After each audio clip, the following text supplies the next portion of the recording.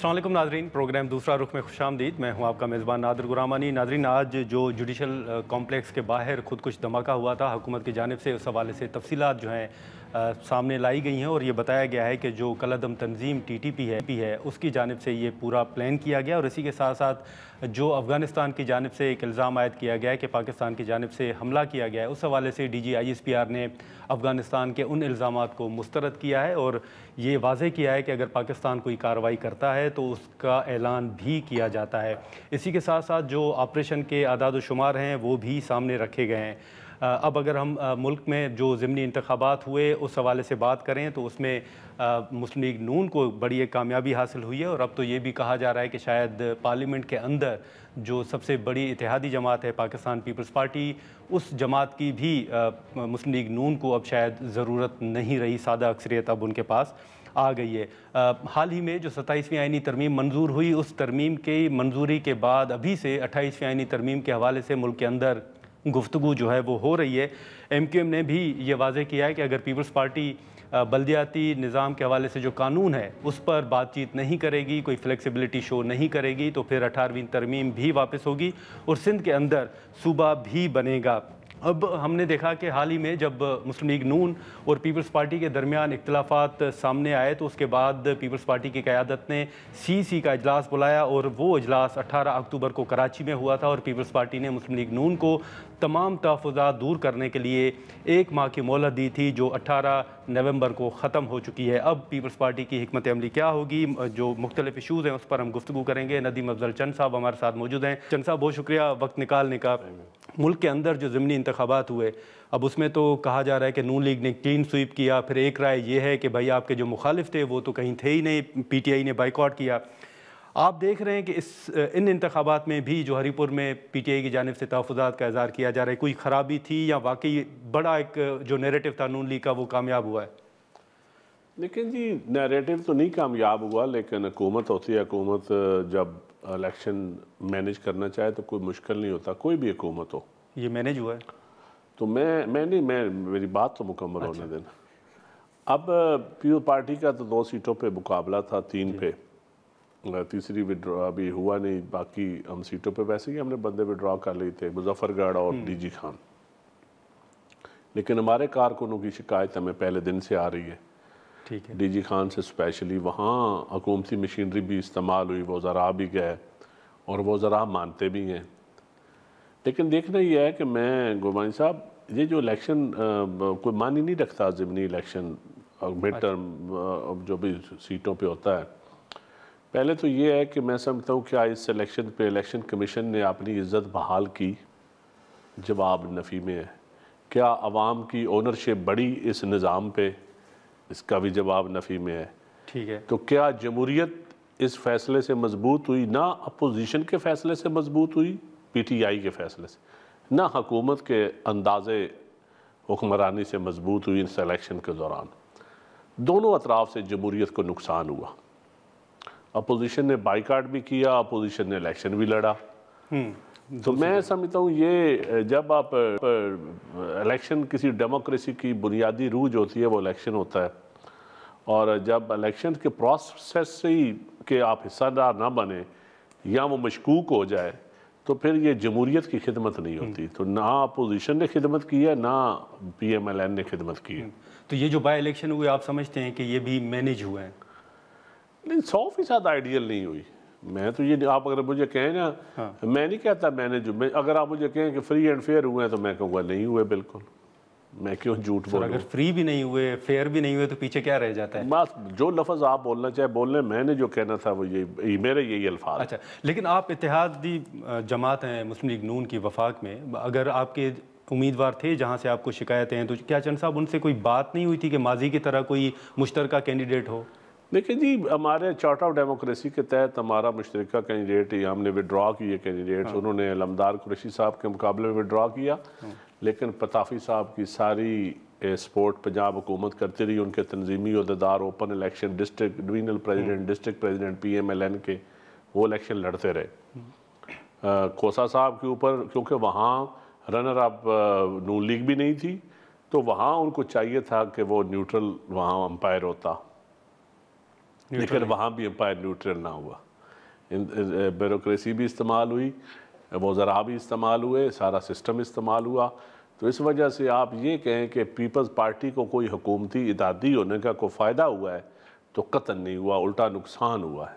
Sir आप नुकसान क्यों बर्दाश्त कर रहे हैं? ये सवाल, इसका जवाब मेरे पास भी नहीं है, सच्ची बात है। अब मैं दे के जवाब था कि मेरे पास अब कोई जवाब नहीं है, इस सवाल का जवाब नहीं है। लेकिन आप समझते हैं कि अगर आप दोबारा इलेक्शन में पीपल्स पार्टी जाएगी तो नैरेटिव को डिफेंड करना मुश्किल होगा? देखिए जी, अगर नून लीग देखें, अगर नून लीग को अच्छे काम करेगी या जो डेवलपमेंट या बैंकरप्सी से बचाएगी या जो गुड गवर्नेंस होगी तो यकीनन उसका वो बेनिफिट हमें नहीं आने देंगे। ठीक है। उन्होंने तो आज तक प्रेसिडेंट ऑफ पाकिस्तान की कभी फ़ोटो भी नहीं लगवाई ना, कोई अच्छा इश्तिहार दिया हो, कोई हुकूमती कारकर्दगी का इश्तिहार आया हो तो कभी उसमें जरदारी साहब का या बिलावल साहब का चलो ओहदा नहीं है। जरदारी साहब तो प्रेसिडेंट ऑफ पाकिस्तान है। लेकिन जो तनकीद होती है जब हुकूमत पे, तो फिर सोशल मीडिया हो या आम कारकुन हो या जो भी लोग मीडिया के लोग हों, वो कहते हैं जी आपके पिंडा च जाइए ना तो कहते जी ਤੁਹਾਡੀ वजह तो हुकूमत खलोती ही है। तो सर ये हकीकत भी तो है। तो वो फिर हमें उसमें जो है वो बेनिफिट ऑफ डाउट भी नहीं होता हमें, और उसका हम थोड़ा सा विक्टिम भी होते हैं। लेकिन मैं समझता हूँ कि ये बड़ा मुश्किल काम है हमारे लिए और मुश्किल फ़ैसले हैं हमारे लिए। सर ये जो, लेकिन ये फ़ैसले क़यादत ही कर सकती है या सीसी कर सकती है, मैं अकेला क्या। सर नहीं, लेकिन आप कहते हैं ना कि पीपल्स पार्टी के अंदर यकीनन आप बात कर सकते हैं, जमहूरियत है, आप सीसी के दौरान राय भी रखते हैं। तो क़यादत ने किसी मरहले पर बताया भी होगा कि पीपल्स पार्टी क्या नताइज हासिल करना चाहती है? देखिए, क़यादत ने बड़ा वाज़ह बताया कि एक हमारे पास ऑप्शंस नहीं है। अच्छा, अगर नून लीग के साथ हम इत्तेहाद तोड़ें तो सेकंड ऑप्शन क्या है हमारे पास? जैसे हुकूमत बनने से पहले आपने पीटीआई से बात की थी। दूसरा सेकंड ऑप्शन हमारे पास, देखें हम इस सिस्टम को चलाना चाहते हैं, मुल्क को बैंकरप्सी की तरफ बिल्कुल नज़दीक था। अगर स्टेबिलिटी की तरफ पीपल्स पार्टी चाहती है निज़ाम मुस्तहकम हो, जमहूरियत चले, लूली लगड़ी जमहूरियत भी है तो बेहतरी की तरफ चले। ठीक है। अब जो डेमोक्रेटिक वैल्यूज़ हैं उसका लगता है हम अकेले ही वारस हैं और ज़िम्मेदारी भी लोग ताने हमें ही देते हैं। खा वो सुप्रीम कोर्ट की जुडिशल रिफॉर्म्स हो फिर भी ताने हमें मिलते हैं, खा कोई डेमोक्रेटिक कोई ह्यूमन राइट्स के ऊपर कोई वायलेशन हो हमें ताने मिलते हैं कि पीपल्स पार्टी के होते हुए ये ह्यूमन राइट्स की वायलेशन क्यों होगी, पीपल्स पार्टी के होते हुए मीडिया पे पाबंदियाँ क्यों हैं, वो साफ़ी ऑफ एयर क्यों है। भाई हम कोई एग्जेक्टिव का हिस्सा तो नहीं है, हम तो खुद एक सिस्टम को बचाने के लिए, एक सिस्टम में जमहूरियत को चलाने के लिए एक बैठे हुए हैं साथ। लेकिन अगर कोई कहे कि किसी के गलत फैसलों में हम कोई हिस्सेदार है बराबर के, तो ये हमारे साथ भी ज़्यादा। सर लेकिन आप समझते हैं कि ये जो बाई इलेक्शंस हुए हैं इनके बाद अब ऐवान के अंदर हुकूमत को आपकी ज़रूरत नहीं रही? ये तो आप हुकूमती वज़रात से सवाल करें। सर नंबर तो तब्दील हो चुका है। बाकी मैं क्या जवाब दे सकता हूँ? अगर उनको ज़रूरत नहीं रहेगी तो अल्लाह ताला ने हो सकता है हमारे लिए कोई बेहतर सोचा हो। नहीं, आपके मुताबिक आपके पास कोई ऑप्शन नहीं है? नहीं, मेरा ख्याल है अगर उनको ज़रूरत नहीं रही तो ये भी हमारे लिए बेहतर फैसला ही होगा। तो हमारा कारकुन तो खुश होगा। आप दोबारा पीटीआई की तरफ? हमारा कारकुन नहीं, पीटीआई के तो रवैया ही जमहूरी नहीं है इस वक्त। पीटीआई का तो जो रवैया है, जो इस वक्त बयानिया है, हाँ, वो लड़ाई झगड़े का सिर्फ बयानिया है ना। सर अभी देखिए, पीपल्स पार्टी ने शहीद भुट्टो के बाद भी तो एमआरडी का नुसरत भुट्टो साहबा हिस्सा बनी जी। बीबी शहीद ने उन बंदों के साथ भी बैठ के मज़ाकरात किए जो भुट्टो साहब को कोआला के पुल पे लटकाने की बातें करते थे। तो पीपल्स पार्टी चौधरीज काफ लीग के साथ हमने इत्तेहाद बनाया जिनके ऊपर बीबी के सिस्टम चलाने के लिए बना दिया, डिप्टी वज़ीर आज़म बना दिया। तो ये कि हमने 5 साल पूरे करने थे। 18वीं तरमीम सूबाई खुद मुख्तारी हमारा टारगेट था। अब जाके हमारा टारगेट था कॉन्स्टिट्यूशनल कोर्ट से, एक चार्टर ऑफ डेमोक्रेसी के अंदर हमारा टारगेट था 18वीं तरमीम को बचाना है कि हमारा टारगेट है कि उसके समरात सूबाई खुद मुख्तारी पे कोई आंच ना आए। तो इस बड़े टारगेट, जब बड़े मकासद हो तो फिर थोड़ा बहुत कुर्बानी भी देनी पड़ती है। सर ये जो जितनी कानून साजी हुई है या इस वक्त जो सेटअप है, आप समझते हैं कि अभी मौजूदा हुकूमत को कहीं कोई थ्रेट है या बहुत कंफर्टेबल है? देखिए, मेरी वजह से आप हुकूमत से लड़ाई ना करवाएं। नहीं सर, मैं राय फेयर तबसरा मैं नहीं कर सकता, तो अनफेयर आप मेरे से बुलवाएं ना। फेयर तबसरा मैं कर नहीं सकता इस पे। पाबंदी मीडिया, फेयर तबसरा मेरा हजम किसी को नहीं होगा। साहब पाबंदी मीडिया पे आप लोगों के ऊपर नहीं है? नहीं, हमारे ऊपर भी बड़ी पाबंदी है। अच्छा, हम भी बोल के लब आज़ाद है, नहीं है लब हमारे आज़ाद। आप नहीं बोल पा रहे? नहीं बोल पा रहा। और दबाव कहाँ से? आपके मीडिया पे कहाँ से? हमने तो निज़ाम चलाना है। हम तो हमारे ऊपर बाबे निज़ाम का, हम तो हुकूमत हमारे ऊपर बाबे निज़ामुद्दीन का, अच्छा हम निज़ाम चलाना है हमने। अच्छा चंद साहब, ये जो 27वीं आईनी तरमीम हुई, उसके बाद 28वीं आईनी तरमीम के हवाले से बात हो रही है और MQM ये कह रही है कि अगर आप बल्दियाती इलेक्शन के निज़ाम के हवाले से बात नहीं करेंगे तो ना सिर्फ 18वीं तरमीम वापस होगी बल्कि सिंध में सूबा भी बनेगा। लेकिन जी, जहाँ तक सूबा बनाने की धमकी है तो ये प्यूर पार्टी को क्यों धमकियाँ देते हैं? या इलेक्शन, बल्दियाती इलेक्शन के ऊपर प्यूर पार्टी ने बल्दियाती इलेक्शन करवाए हुए हैं। ठीक है, नहीं है इलेक्शन तो पंजाब में नहीं है, बाकी तो तीनों सूबों में है। तो आप ये किसी और जमात को तो ताने नहीं दे सकते सिवाय मुस्लिम लीग नवाज के। ठीक है, तो बल्दियाती इलेक्शन तो होने चाहिए और इफेक्टिव होने चाहिए। लूला लंगड़ा निज़ाम करवाने का कोई फ़ायदा नहीं है जिसमें डिप्टी कमिश्नर को और असिस्टेंट कमिश्नर को आपने मज़ीद इख्तियारात देने हैं। वाइस राय वाले, वो इंडियन पार्टीशन के वक्त जो गोरा बैठ के गवर्न करता था UK में बैठ के, नीचे डिप्टी कमिश्नर और SPs के ज़रिए, आपने अगर दोबारा उन्हीं इख्तियारात की तरफ जाना है तो फिर आप वही पुराना निज़ाम ले आएँ। और अगर आपने रिफॉर्म्स करनी है तो फिर दुनिया के साथ कंपैरिजन करें। स्कैंडिनेवियन मॉडल में लोकल बॉडी सिस्टम देखें, अमेरिका में देखें, कनाडा में देखें, वहाँ काउंटीज लोकल बॉडीज़ वही इफेक्टिव है।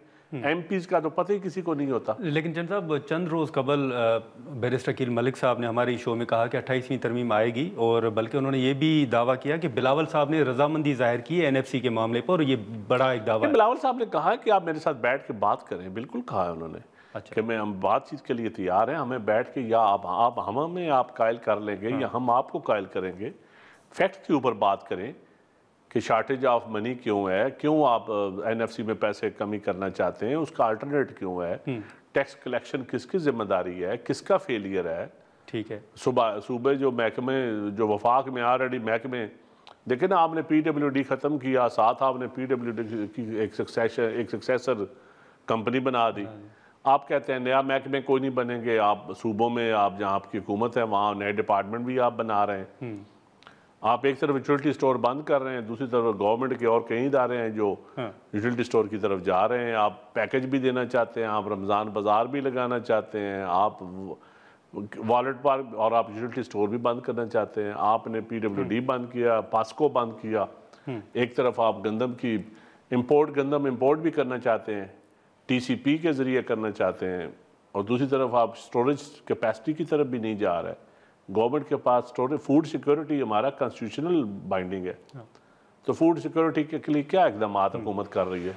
लेकिन चंद साहब, कोई स्टोरेज बनाया है, कोई वीट के ऊपर प्रोक्योरमेंट के ऊपर कोई ऐसी पॉलिसी आई है कि लोग गंदम उगाएं?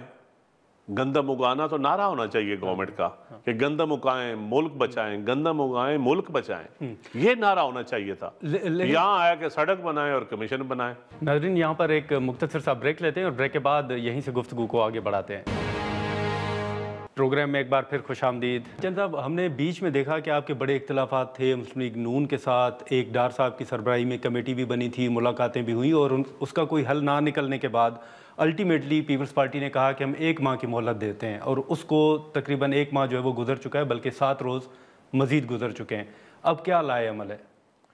देखिए, हम 1 माह हमने दिया है, लेकिन जी उसके बाद आप बैठ के हम बहुत सारी हमारी जो कमेटीज़ हैं फेडरल लेवल पे और सूबाई लेवल पे, वो मुज़ाकरात कर रहे हैं हुकूमत के साथ। अच्छा, बैठ के हम चेक कर रहे हैं कि क्या क्या चीज़ें हमारी जो एग्रीमेंट का हिस्सा थी, उसमें एक इफेक्टिव लोकल बॉडी सिस्टम भी था और बहुत सारी चीज़ें हैं, तो वो सारी चीज़ें हम देखेंगे कि क्या करते हैं। लेकिन पंजाब के अंदर आप क्या समझते हैं, आपको स्पेस मरियम साहिबा की तरफ से नहीं मिल रहा या वफाक की तरफ से आपको स्पेस नहीं मिल रहा? देखिए जी, मैं समझता हूँ कि मरियम साहिबा में और मियाँ शहबाज शरीफ साहब में कोई उनकी फैमिली में कोई दरार नहीं है, मेरा तो पॉइंट ऑफ व्यू। वो मशरकी फैमिली है, रवायात वाली, और उनमें कोई इख्तलाफात नहीं है।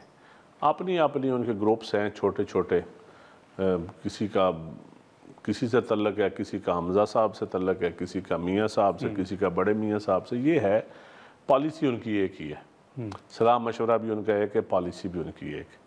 गुड कॉप बैड कॉप वाला काम नहीं चल सकता।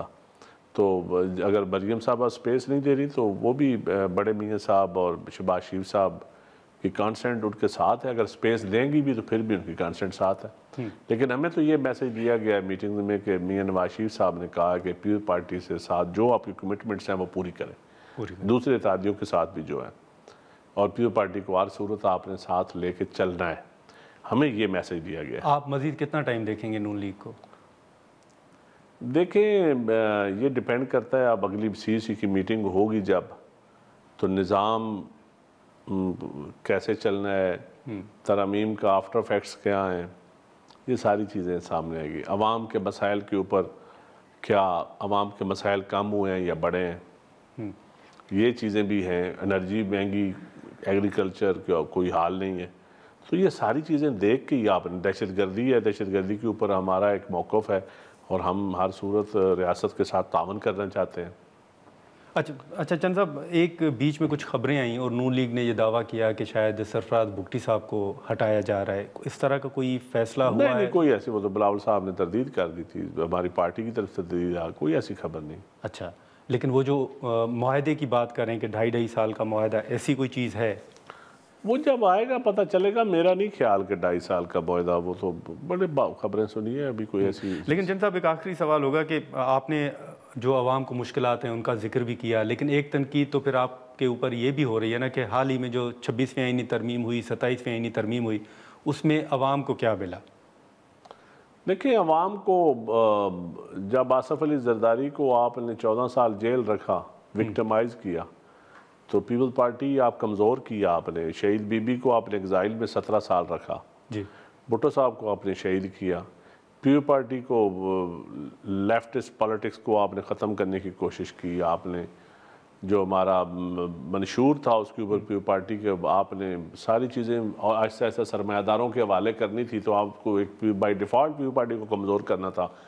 हुक और बाई क्रोक मीर मुर्तज़ा भुट्टो को दिन दिहाड़े शहादत, शाहनवाज को शहादत, बीबी को शहादत, तो अवाम को क्या मिला? उसके बाद इक़्तिदार भी दिया पीपल पार्टी को, तो लूला लंगड़ा दिया। अब अवाम देख ले, अवाम अगर जो तो लेफ़्ट विंग के लोग हैं, जो मॉडरेट हैं, प्रोग्रेसिव हैं, जो किसान है, मज़दूर है, उसके पास एक ही जमात है, Pakistan Peoples Party. Right wing के लोगों के पास जो मज़हब का कार्ड इस्तेमाल करते हैं, इस्लामी जमहूरी इत्तेहाद हो या मजहबी टच हो, इस्लामी जमहूरी इत्तेहाद से लेकर मजहबी टच तक का जो सफ़र है वो एक ही क्लास है। नहीं, लेकिन सर और उस क्लास का मुकाबला है एक मॉडरेट प्रोग्रेसिव पार्टी से। वो यहाँ इस मुल्क में ANP है या पीपल पार्टी है, और यहाँ किसी हद तक MQM है वर्किंग क्लास की। अगर उसको कहीं और उसका फ्री एंड फेयर सिस्टम हो तो दहशतगर्दी, उसका जो मिलिटेंट विंग है वो बंद हो जाए। अब मेरे ख्याल बंद ही है। अच्छा। तो ये सारी सूरत हाल हैं। इसमें आवाम को सोचना चाहिए कि वो किस पार्टी को मजबूत देखना चाहते हैं। अब 27वीं तरमीम 28 जो आ रही है, इस पर मैं कॉन्स्टिट्यूशनल अमेंडमेंट्स, भुट्टो साहब ने कॉन्स्टिट्यूशन बनाया भी, आवाम को कॉन्स्टिट्यूशन दिया, और कॉन्स्टिट्यूशन की हिफाजत भी यकीनन आवाम की डिमांड है कि पीपल पार्टी समझौता नहीं करेगी। लेकिन अदालतों के ऊपर जो कुछ हुआ, कॉन्स्टिट्यूशन कोर्ट की क्यों ज़रूरत पड़ी जी, कि ये जो गज़ब करप्शन की अजब कहानियाँ टिकर चलते थे, सारा दिन बैठ के अदलिया ट्रांसमिशन जो चलती थी, जुडिशल ट्रांसमिशन, इफ्तिखार चौधरी वाली से लेके साकिब निसार और फिर नस्ला टावर के वाक़यात, फिर सारी चीज़ें देखें ना। नहीं, लेकिन चंद साहब, ये फिर आप इमरान खान के ऊपर तनकीद नहीं करते थे कि वो ऐसा माहौल बनाना चाहता है, उसका 2032 तक का प्लान है? अभी तो आप लोगों के ऊपर तनकीद हो रही है कि आप पूरा निज़ाम अपने लिए बना रहे हैं। देखिए, खान साहब का भी तो प्लान यकीनन, वो जो उनका 1 पेज था, वो उसकी नीयत गलत थी। तो 1 पेज जो है उसकी डेफिनेशन तो आप जिनका 1 पेज है वही बता सकते हैं, मैं और आप क्या बता सकते हैं। चलिए चंद साहब, बहुत शुक्रिया वक्त निकालने का। नाज़रीन, चंद साहब की गुफ्तगू आपने सुनी। अब जो ज़िमनी इंतखाबात के हवाले से सवालात उठ रहे हैं, जो आज सोहेल आफरीदी साहब इलेक्शन कमीशन में पेश हुए और इलेक्शन कमीशन ने फैसला भी महफूज किया है, उस पर हम गुफ्तगू करते हैं। लेकिन यहाँ पर एक मुख्तसर सा ब्रेक लेते हैं। प्रोग्राम में एक बार फिर खुशामदीद। नाज़रीन, जो ज़िमनी इंतखाबात के हवाले से हम ब्रेक से पहले गुफ्तगू कर रहे थे, इसी मामले पर गुफ्तगू करेंगे। अहमद बिलाल महबूब साहब हमारे साथ मौजूद हैं। सर, बहुत शुक्रिया वक्त निकालने का। सबसे पहले तो अभी जो बाई इलेक्शंस हुए, जो नताइज आए हैं, वो आपके सामने हैं। एक बात तो ये की जा रही है कि मुस्लिम लीग नून का नैरेटिव जो है वो कामयाब रहा है। जो PTI दावे कर रही थी वो कामयाबी, उन्होंने बाइकआउट तो किया था, लेकिन 2 हलकों में भी उनको कामयाबी हासिल नहीं हो सकी। आप रिज़ल्ट जो सामने आए हैं सर, क्या देख रहे हैं? बहुत शुक्रिया। देखिए, इस रिजल्ट का कोई बहुत बड़ा इम्पैक्ट तो नहीं होने वाला, जी। ना सूबाई असम्बली में ना कौमी असम्बली में, इसलिए कि दोनों जगह पे जो कोalition का स्ट्रेंथ है वो पहले ही इंटैक्ट है। को ऐसे नहीं था कि किसी की मेजॉरिटी खत्म हो जानी थी या मेजॉरिटी हो जानी थी। एक तो ये अहमियत थी। दूसरी बात ये थी कि कोई बहुत बड़ा कंपटीशन नहीं था, ठीक है। क्योंकि जो कंपीटिंग पार्टी थी उन्होंने बायकॉट का ऐलान कर दिया था। तो अब एक यकतरफा किस्म का इलेक्शन ही हो गया था, अच्छा। क्योंकि जिन्होंने बायकॉट किया था उन्होंने वाकई बायकॉट किया था, यानी ये नहीं था कि उन्होंने कोई आज़ाद उम्मीदवार खड़ा कर दिया हो। जो रिजल्ट आए उनको देख के यही लगता है कि उनका वाकई बायकॉट था। दो कॉन्स्टिट्यूएंसीज पे मुकाबला था असल में, जहाँ उन्होंने बायकॉट नहीं किया था। एक हरीपुर की सीट थी, वो वाकई बहुत क्लोज मुकाबला रहा आखिर तक, और आखिर में आके फिर उनकी लीड बढ़ गई और मुस्लिम लीग नवाज जीत गई। और वहाँ पे आप देखें कि वोटर टर्नआउट भी तकरीबन वही रहा जो पिछला जनरल इलेक्शन के मौके पे था। लेकिन जो हैरान कुन बात थी वो लाहौर का इलेक्शन था, जिससे ज़्यादा कांटेदार होना चाहिए था। वो कांटेदार नहीं रहा। यहाँ पे उम्मीदवार भी थे जो इस इलाके से और यहाँ की बिरादरी से उनका ताल्लुक भी है। मियाँ अजहर साहब के रिश्तेदार भी थे वो। तो वो उनके वोट इतने कम आए और फिर वहाँ पे वोटर टर्नआउट 18% रहा, यानी 55% के करीब था जनरल इलेक्शन में, और यहाँ पर 18% हो गया। ये मुझे बिल्कुल बात समझ में नहीं आई कि अगर पीटीआई इलेक्शन लड़ रही थी और बायकॉट नहीं कर रही थी तो फिर उसके वोटर क्यों नहीं निकले, वोट क्यों नहीं डाले। ठीक है। तो ये ये एक इंट्रिगिंग चीज़ है। लेकिन बहरहाल किसी बड़े वायलेंस की नौबत नहीं आई। अच्छी बात तो ये हुई है। अब जो इल्ज़ामात हैं उसके ऊपर ज़ाहिर है फिर तहकीकात होगी तो फिर ही कुछ कोई कह सकता है। डेरा गाजी खां में भी पाकिस्तान पीपल्स पार्टी के उम्मीदवार वो भी हार गए, और उनके वहाँ पे मैं देख रहा था कि उनके यहाँ बाज़ लोग क्या कह रहे हैं कि ये बिल्कुल धांधली हुई है और हम जीते हुए हैं, लेकिन फ़र्क इतना ज़्यादा है। लेकिन जो इस वक्त जीते उम्मीदवार वो पिछली दफ़ा भी उनके वोट खोसा साहब से तो ज़्यादा थे जी। अगरचे वो उस वक्त इंडिपेंडेंट उम्मीदवार थे, वो मुस्लिम लीग नवाज के नहीं थे लगारी साहब, लेकिन उनके वोट फिर भी खोसा साहब से तो कहीं ज़्यादा थे। और अब चूंकि मुस्लिम लीग नवाज के उम्मीदवार थे तो पहले से भी ज़्यादा हो गए। तो मुझे ओवरऑल कोई बड़ी रिगिंग का भी कोई इम्कान नज़र नहीं आता बज़ाहिर। अब पता नहीं जब लोग कुछ बात कहेंगे। सिर्फ एक क्वेश्चन है, वो हरीपुर का है, उसके बारे में मुझे कुछ ज़्यादा मालूम नहीं हुआ कि उन्होंने कोई इल्ज़ाम लगाया या नहीं लगाया। लेकिन सर, आप समझते हैं कि जो फिर उमर अयूब साहब बात कर रहे हैं, जो दावा कर रहे हैं, तो हरीपुर के अंदर रिजल्ट के हवाले से या ओवरऑल वहाँ पर जो माहौल था, आप ऐसी कोई ख़राबी वहाँ पर देख रहे हैं? देखिए, हरीपुर में मेरे इल्म में तो नहीं है कि ऐसी कोई चीज़ हुई हो, लेकिन वो मुकाबला बड़ा कांटे का था। अच्छा। क्योंकि कभी लगता था कि मुस्लिम लीग नवाज के उम्मीदवार आ गए और कभी पीटीआई की सपोर्टेड उम्मीदवार थी जो वो आगे हो जाती थी। ये बार बार जब रिजल्ट में देख रहा था तो वो पहली पोजीशन चेंज हो रही थी। तो आखिर में जाके ये फ़र्क बढ़ गया है। लेकिन मैं उसके बारे में, वहाँ ये इम्कान हो सकता है कि कोई इस किस्म की गड़बड़ हुई हो, बाकी जगहों पे तो मुझे इम्कान भी नज़र नहीं आता। ठीक है, लेकिन सर ओवरऑल ये जो लाहौर का आपने जिक्र किया, वहाँ पर टर्न आउट कम होने की वजूहत आपकी नज़र में क्या हो सकती हैं? वजह तो यही होगी ना कि लोग मायूस थे। अच्छा। तो उनका ख्याल था कि अगर हम चले भी जाएंगे तो फिर भी हमें कोई फ़ायदा नहीं होगा, बेईमानी होगी। उन्हें ट्रस्ट नहीं था इलेक्शन कमीशन पे या इलेक्शन के प्रोसेस पे, तो इसलिए वो घर से निकले ही नहीं। अच्छा। उनका ख्याल ये था कि हम चले भी जाएंगे तो क्या होगा, हमारे वोट का, हमने जिसको वोट डालना चाहते हैं वो जीतेगा तो नहीं। क्योंकि मुल्क में माहौल ऐसा है कि अगर फ़र्ज़ करें एक पीटीआई का एक मेंबर जीत भी जाता है, यहाँ से जीत भी जाते वो, तो क्या फ़र्क पड़ता था, हुकूमत को क्या फ़र्क पड़ता था, और क्या उससे दिखाना मकसूद था। बाकी जगहों पे तो बायकॉट हो गया था। ठीक है। तो मेरा नहीं ख्याल कि आम वोटर ने इस बायकॉट के प्रोसेस को यही समझा है कि फिर ये बायकॉट है तो फिर बायकॉट है, हर जगह ही बायकॉट है। हरीपुर में मैं समझता हूँ कि उमर अयूब साहब की पर्सनल एफर्ट्स की वजह से वहाँ पे वोटर टर्नआउट में कोई कमी देखने में नहीं आई। वो एक जानदार मुकाबला था। बाकी हर जगह मैंने तो बहुत एक कमज़ोर मुकाबला देखा है। लेकिन आप यही एक्सपेक्ट कर रहे थे अहमद साहब? नहीं, मैं लाहौर में ज़्यादा टफ मुकाबला एक्सपेक्ट कर रहा था। लाहौर में पीटीआई की काफ़ी गढ़ है, उसकी स्ट्रेंथ है, और ये राय बिरादरी से ताल्लुक़ है इनका, जो कि यहाँ पे काफ़ी बड़ी तादाद में मौजूद है। मियाँ अजहर साहब की वफ़ात के बाद उसकी सिंपैथी का फैक्टर भी उनके रिश्तेदार को मिलना चाहिए था। लेकिन ये भी अजीब बात थी कि उनके बेटे ने, हमाद अजहर साहब ने इलेक्शन नहीं लड़ा। सही। गालबन उनको लड़ने भी ना दिया जाता, ये भी शायद इम्कान था। लेकिन जो भी बात इकट्ठी होके जो वोटर का इंटरेस्ट नहीं था इस इलेक्शन। नाज़रीन, यहाँ पर एक मुख्तसर सा ब्रेक लेते हैं और ब्रेक के बाद यहीं से गुफ्तगू को आगे बढ़ाते हैं। अगर आप देखें तो खोसा साहब का आपने जिक्र किया, उन्होंने भी सोशल मीडिया पर एक वीडियो अपलोड की। मुख्तलिफ ओवरऑल एक इल्ज़ामात भी तो सामने आ रहे हैं। आपने किसी हल्के में कोई ख़राबी देखी आपकी नज़र में, कहीं कुछ हुआ?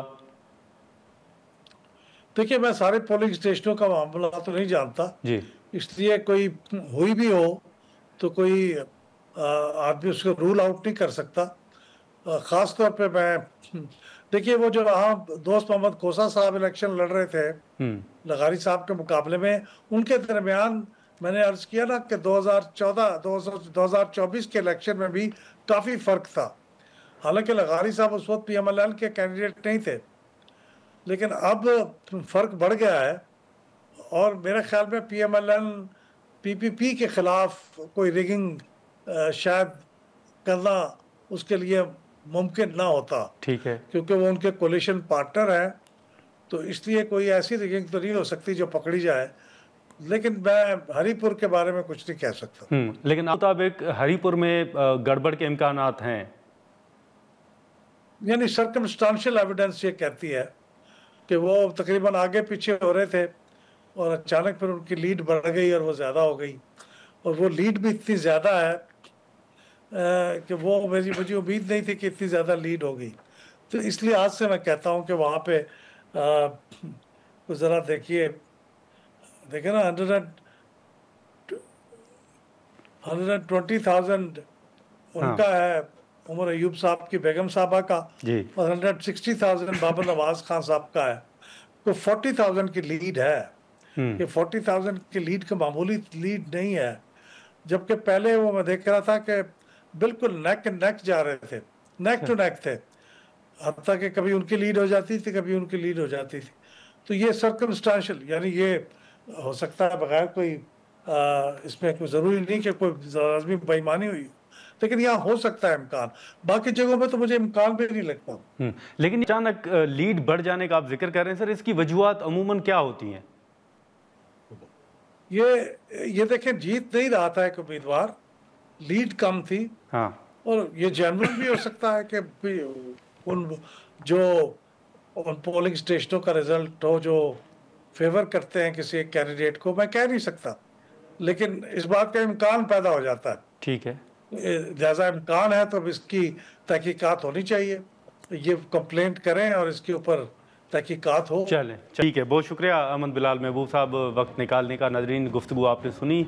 अब जो ज़िमनी इलेक्शन के हवाले से मुस्लिम लीग नून का दावा था, या उस हवाले से ख़ास तौर पर जो हरीपुर के हवाले से बात की जा रही है, उस हवाले से अहमद बिलाल महबूब साहब भी समझते हैं कि हो सकता है, इम्कानात हैं कि वहाँ पर कुछ गड़बड़ हुई हो। अभी जैसे इससे पहले हम नदीम अफजल चंद साहब से गुफ्तगू कर रहे थे, तो उस हवाले से भी उनके जो तहफ़्फ़ुज़ात मुस्लिम लीग नून के हवाले से हों, या इत्तेहाद के हवाले से हों, या 28वीं आइनी तरमीम के हवाले से हों, उस हवाले से भी उन्होंने पीपल्स पार्टी का बड़ा वाज़ेह तौर पर मौक़िफ़ रखा। और जो नून लीग को 1 माह की मोहलत दी गई थी, उस हवाले से भी पीपल्स पार्टी का ये मौक़िफ़ सामने आया है कि अब इस पर मुशावरत होगी और आगे की हिकमत अमली क़यादत ही तय करेगी। आज के प्रोग्राम में इतना ही, इजाज़त दीजिए, अल्लाह हाफ़िज़।